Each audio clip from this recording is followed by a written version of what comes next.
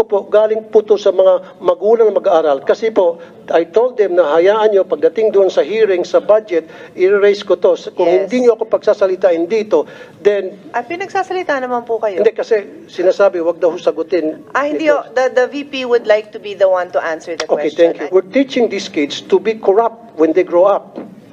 How and why? Because they know, and they knew, na yung paghihingi sa kanilang contribution ay pangingikil. Sir, So pag lumaki po itong mga estudyante, makikita nila na okay lang pala yung mangingikil kasi si teacher nangingikil sa amin. Number one, you asked the question on how you can help. Paano kayo makatulong na senator na kayo ngayon? Pwede po kayong gumawa ng batas na ipagbawal po ang voluntary contribution sa mga PTAs. So is there a way na talagang once and for all, since senador na po ako, because I promise na once ako'y maging senador, I'll put a stop of this nonsense. Nung ako po'y wanted sa radyo na broadcaster, of course wala po akong magawa. All I can do is call the authorities and tell them, hey, we have complaints pertaining to this and that. Now that I'm senator and they elected and voted me para mabigyan solusyon itong problema ito na mga magulang na mag-aaral, I have to do something to put a stop to these problems once and for all. Can you guys promise me na mainto na to para ako po'y maging supporter ng inyong budget at hindi ko po kontrahin. Humingi kayo ng 1 trillion pesos for all I care. Kasi alam ko kailangan po ang maayos na budget para sa DepEd. And I firmly believe na kailangan talaga ng DepEd ng pinakamalaking budget among all other agencies because we need to give quality educations to our poor na mga kababayan. Because I believe in who he was less in life should have more in law. So, dapat sa ating batas, bigyan po ng magandang edukasyon, bigyan po ng magandang serbisyo ang mga mahirap nating kababayan. Dito lang po sana sila makakabawi. And I agree, dapat pabawiin natin sila sa pamamagitan ng pagbigay ng quality education. Pero how can we give these students quality of education kung kulang-kulang? And then, we're teaching these kids to be corrupt when they grow up. How and why? Because they know, and they knew, na yung paghihingi sa kanilang contribution ay pangingikil. Sir, So pag lumaki po itong mga estudyante, makikita nila na okay lang pala yung mangingikil kasi si teacher nangingikil sa amin. So paglaki nila, there's the possibility na baka mangingikil sila. okay. Senator Tulfo, your time is up, no? You've been informed that your time is up. Madam Chair, Your Honor, number one, you asked the question on how you can help. Paano kayo makatulong na senator na kayo ngayon? Pwede po kayong gumawa ng batas na ipagbawal po ang voluntary contribution sa mga PTAs. And then, pwede po nating i-implement yan. May penalties po yung teacher or parent na mag-insist na merong voluntary contribution. Ang mga PTA po, just like all the other associations, are guided by the majority. Kung ano po yung nadedesisyonan ng majority doon sa kanilang association, yun po yung nasusunod. Now, it is a voluntary contribution. Ibig sabihin, hindi po pinipilit yung mga estudyante o yung mga magulang na mag-contribute kung yun man ang nadesisyonan na project ng PTA.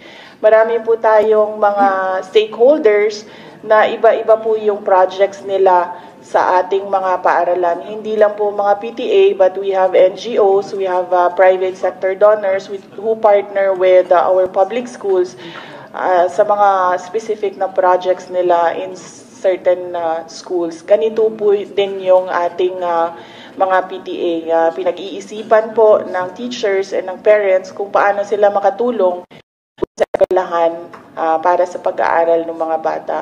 But then again, as I said, these are voluntary contributions. Pwede po nating ipagbawal. Gagawa po tayo ng batas para po merong penalty. Madam Chair, pwedeng konti na lamang. Una-una, wala pong kapangyarihan na para ipatigil yan. Pero however, meron pong kapangyarihan ng DepEd na para ipatigil po yung tinatawag na voluntary contributions sa PTA. Now, doon sa questions ko, hindi pa ito nasasagot. Pwede ba pakisabi sa akin paano po na-disburse yung pong MOE, especially doon sa mga chalks, sa mga electric funds. Electric funds palagi every year yan, talamak na talamak. Janitorial, security, repair, CR, varnish. paano po na-distribute from DepEd hanggang sa pagdating sa eskwelahan? Paano nakakarating po yung mga MOE, sir? Meron po tayong listahan kung saan po pwedeng gamitin yung school MOE. At yung sinasabi niyo pong chalk allowance, meron pong cash allowance ang mga teachers. At ito ay taon-taon na ibinibigay sa mga teachers. Kaya hindi po tama na mag-demand ang PTA na magsusolicit ng contribution from the members of the PTA para mabigyan ng chalk allowance ang mga teachers because meron ngang panukala sa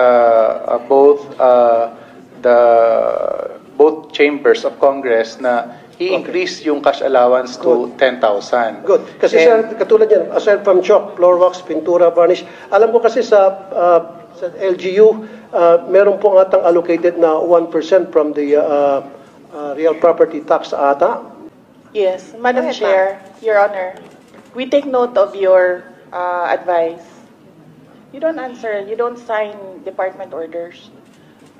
We take note of your comments, Your Honor. Thank you, but Your Honor, they must answer these questions because itong question ko po, galing po to sa mga magulang na mag-aaral. Kasi po, I told them na hayaan nyo, pagdating doon sa hearing, sa budget, i-raise ko to. Kung hindi nyo ako pagsasalitain dito, then... pinagsasalita naman po kayo. Hindi, kasi sinasabi, wag daw sagutin. Hindi, the VP would like to be the one to answer the Okay, question. thank you. That's my understanding. No, I'm just Thank you, moderating Madam. for everybody. Like I said, The VP wanted to answer instead of her USEC. like I said, supporter po ako. Hindi ko po questionin yung budget. Ayaw ko pong bawasan. In fact, I'd like to put it on record. Kung dadagdagan pa yung budget ng DepEd, I will support. Kaya lang, kailangan ko lang po ng mga kasagutan sa ilang katanungan ng mga magulang na mag-aaral. I don't have anything against. In fact, confidential fund na marami nagka-question, I don't give a heck about that. Walang pakialam dyan. Ang pakialam ko talaga, yung hinain ng mga magulang. Yun na po talaga. So, paki-answer lang po. Kung sino sanang gusto mag-answer. If I may, Senator Raffy, the Secretary took the floor earlier and responded that ang suggestion po niya, and correct me if I'm wrong, my understanding from the Secretary is that she said what you could do, because you were asking what you could do now that you're a senator, is to pass a law that would prevent that. Because as far as DepEd is concerned, they have already issued the memorandums that prohibit contributions. Pero yung gustong gawin ng PTA, ng parents, my understanding is that's out of your hands. No, that's out of your hands what the PTA would like to do. Although, I think maybe an assurance that hindi nyo naman ini-encourage talaga yon, di ba? It's not encouraged, it's not, you cannot, they do not mandate it, they follow that. That's my understanding. Madam Chair, okay, ano kaya tuwing magkaroon ng PTA meeting, nandoon po yung taga-DepEd para i-monitor yung proceedings ng meeting, para pagsabihin ng DepEd, hey, meron na kami memo dyan na bawal ang pag-uusapan ng project, umayos-ayos kayo, ang pag-uusapan nyo lang academic performance ng estudyante. Is that fair enough? PTA ho means parent-teacher. So may teacher ho na present doon. Yes. Madam Chair, Your Honor, we will submit the downloading of MOOE up to the school level to the Finance Secretariat. At ito na lamang po, Madam Chair. Test tube. Hinihingi din po, kasama rin po yung Pwede test bang tube. submit natin? Kasi sir, I've reminded everyone who's Last na beyond lamang their po, Madam time. Chair. Last na lamang. Sige. Test tube. Alam ko meron natang 500 billion na budget for the test tube. Parang every year, bilyones ang naalat para sa test tube. Kasi marami rin po ako mga magulang nagreklamo, pinapakontribute para sa test tube, laboratory test tubes. Test tubes, paulit-ulit po. Every year, hinihingihan po ng contribution ng estudyante. Pwede po ba, pa-stop na rin natin yun? Yun lang po. So, stop na po natin. In short, lahat po ng contribution para sa maintenance ng school, ang pakiusap po ng mga magulang, through me, stop na po natin yan. Pag na-stop niyo po yan, I promise you I will support your budget every single year and you will not gonna hear anything from me. That's a commitment. That's a promise.